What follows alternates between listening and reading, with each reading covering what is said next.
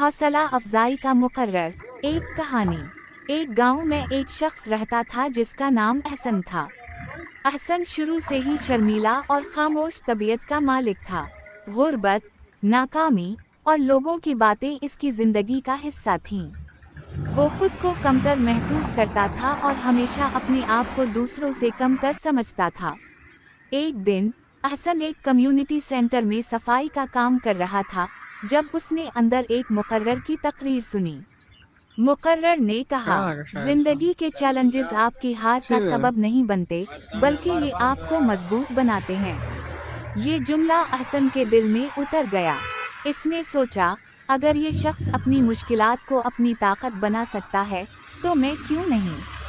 अहसन ने फैसला किया कि वो अपनी जिंदगी को बदल देगा। लेकिन इसका सफर आसान नहीं था। इसने आईने के सामने बोलने की मशक शुरू की, छोटे इज्तिमाआत में अपनी कहानियां शेयर की और अपनी कमजोरियों को अपनी ताकत बनाया। इसकी कहानियों में गलीमर या बड़ी कामयाबी नहीं थी, लेकिन इसके अल्फाज लोगों के दिलों को छू लेते थे।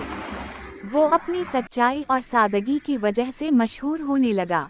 जल्द ही उसे स्कूलों, इदारों और बड़े प्लेटफार्म्स पर तकरीरें करने के लिए मदऊ किया जाने लगा। एक दिन एक नौजवान लड़की ने इसके पास आकर कहा, आपकी कहानी ने मेरी जिंदगी बदल दी। मैं हार मानने वाली थी, लेकिन आपने मुझे उम्मीद दी।